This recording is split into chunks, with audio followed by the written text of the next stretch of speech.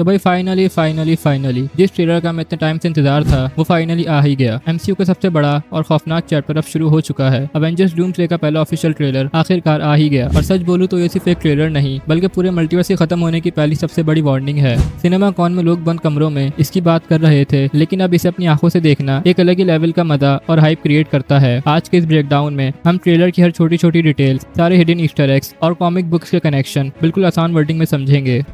Trailer की शुरुआत होती है एक्स मेंशन के बोर्ड से जिस पर लिखा है Xavier school for gifted youngsters. अगर हम थोड़ा सा भी ध्यान दें तो ये डार्क फिनिक्स वाली टाइमलाइन तो बिल्कुल नहीं है। रीमर्स के मुताबिक ये वही पुरानी X-Men days of future past वाली टाइमलाइन है जहां वुल्वरीन टाइम ट्रेवल करके आया था। इसके बाद हम प्रोफेसर एक्स को देखते हैं जो कि विंडो के बाहर कुछ देख रहे होते हैं। अगर हम विंडो के बाहर ध्यान से देखें तो एक दूसरा अर्थ एक्समैन के अर्थ से टकरा रहा है और इसी इवेंट को मार्वल कॉमिक्स में इनकर्जन कहते हैं। अब थोड़ा समझ लेते हैं कि इनकर्जन क्या होता है। जब दो अलग अलग यूनिवर्सेस के अर्थ एक दूसरे से टकराते हैं तो इनकर्जन शुरू हो जाता है और अगर किसी एक अर्थ को डिस्ट्रॉय ना किया जाए तो दोनों यूनिवर्सेस हमेशा के लिए खत्म हो जाते हैं। और इसी इनकर्जन को रोकने के लिए दोनों अर्थ के सुपर हीरोज आपस में लड़ते हैं और अपने अपने अर्थ को डिफेंड करते हैं। फिर हम सुनते हैं बैकग्राउंड में आरडीजे के विक्टर वॉन डूम की हैवी वॉइस, जिसको जब मैंने पहली बार सुना तो मुझे बिल्कुल भी नहीं पता चला था कि ये वॉइस आरडीजे की है। मतलब पूरा एक्सेंट और वॉइस ही चेंज कर दी है और यही चीज दिखाती है वो अपने कैरेक्टर को लेके कितना सीरियस है। और सच कहूँ मुझे तो उनका ये एक्सेंट और वॉइस काफी अच्छी लगी। मतलब लग ही नहीं रहा कि आरडीजे ने कभी टोनी स्टार्क को प्ले किया था। अब आप लोग बताओ आप लोगों को ये वॉइस कैसी लगी। खैर आगे बढ़ते हैं। डॉक्टर डूम बैकग्राउंड में सबको वार्न करता है और कहता है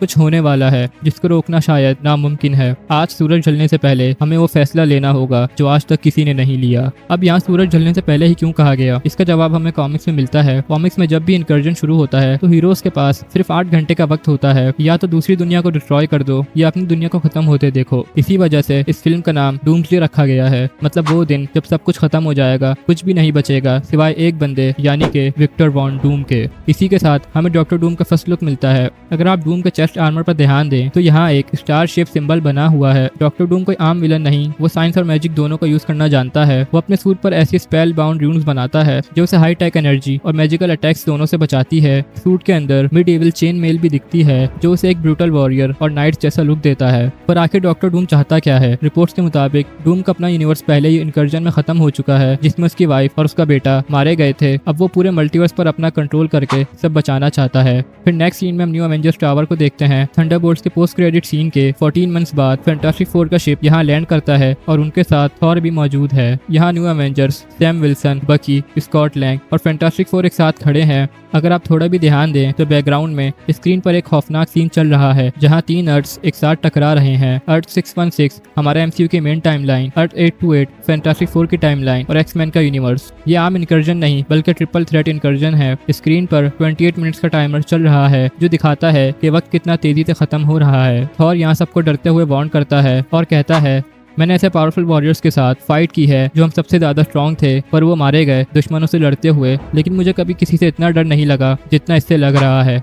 मतलब अब आप सोचो जिस विलन से थॉर इतना डर रहा है उस विलन की स्ट्रेंथ और पावर किस लेवल की होगी। ट्रेलर से पता चलता है कि हमारे हीरोज 2 अलग टीम्स में डिवाइड हो चुके हैं। टीम 1 वकांडा एंड टलोकन में है। शूरी, सू स्ट्रॉम, द थिंग, बकी और घोस्ट टलोकन जाते हैं। नेमोर अपने थ्रोन पर बैठा है। उसने समंदर के पानी को रोककर एक बड़ी वाटर वॉल बना दी है। और सेकंड टीम एक्स मेंशन में है। सैम विल्सन, शैंग-ची, रीड रिचर्ड्स और थॉर एक्समैन के यूनिवर्स जाते हैं, लेकिन वहाँ डेंजरस फाइट शुरू हो जाती है। वहाँ हम देखते हैं शैंग-ची वर्सेस गैम्बिट। और मैं आपको बता दूं ये फाइट बहुत एपिक होने वाली है। मतलब मैंने कभी नहीं सोचा था कि मैं शैंग-ची वर्सेस गैम्बिट बड़ी स्क्रीन में देखूंगा, इसलिए मैं तो बहुत एक्साइटेड हूँ इस फाइट के लिए। खैर फिर हम इन दोनों की फाइट देखते हैं। गैम्बिट अपने ग्लोइंग एक्सप्लोसिव कार्ड से अटैक करता है और शैंग-ची अपने 10 रिंग से उन्हें डिफ्लेक्ट कर देता है। Yelena versus Mystique. Mystique transform होकर बिल्कुल येलेना बन जाती है। दोनों के बीच जबरदस्त फाइट होती है। अब मेरी यहाँ एक थ्योरी है कि मिस्टीक येलेना का रूप लेकर सेंट्री को मैनिपुलेट कर सकती है ताकि उसे वॉइड में ट्रांसफॉर्म कर सके। इसके चांसेस तो कम है, लेकिन अगर ऐसा हुआ तो सच में मजा ही आ जाएगा।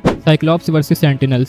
साइक्लॉप्स वाइजर हटाकर फुल ऑप्टिक ब्लास्ट छोड़ता है जबकि बैकग्राउंड में जाइंट सेंटिनल्स रोबोट्स खड़े हैं और वो अकेला उनका सामना कर रहा होता है। और अब आता है ट्रेलर का सबसे बड़ा शॉक मूवमेंट। थॉर अपनी फुल लाइटनिंग पावर और स्टॉर्म ब्रेकर के साथ डॉक्टर डूम पर अटैक करता है। ये वही अटैक है जो थॉर ने इन्फिनिटी वॉर में थैनोस पर किया था, लेकिन थैनोस 6 इन्फिनिटी स्टोन से भी इस अटैक को रोक नहीं पाया था। यहाँ डॉक्टर डूम बिना हिले, बिना किसी डर के सिर्फ अपनी 2 उंगलियों से थॉर के स्टॉर्म ब्रेकर को रोक देता है। मतलब भाई ये किस लेवल लेवल का विलन है, इसे एक छोटे से सीन से हमें अंदाजा हो जाता है। पर ये कोई फिजिकल स्ट्रेंथ नहीं। कई लोग इस चीज से हैरान हो रहे हैं कि डूम के पास इतनी स्ट्रेंथ कहां से आई कि वो स्टॉर्म ब्रेकर को रोक सके। तो यही मैं आपको बता दूं कि डूम के सूट पर बनी ग्रीन मैजिक रून्स एक ऐसा बैरियर बना देती है जिसको थॉर की बिजली क्रॉस नहीं कर पाती। जैसे कि मैंने पहले बताया कि डूम साइंस और मैजिक का एक्सपर्ट है, वो स्टॉर्म ब्रेकर को अपनी स्ट्रेंथ से नहीं बल्कि अपने मैजिक से रोकता है। डॉक्टर डूम ने पहले ही गैलेक्टिस या फ्रैंकलिन की पावर एब्जॉर्ब कर ली है, जो उसे थैनोस से 10 गुना ज्यादा डेंजरस बना देती है। ट्रेलर के एंड में एक कार्ड फ्लिप होता है जिसके पीछे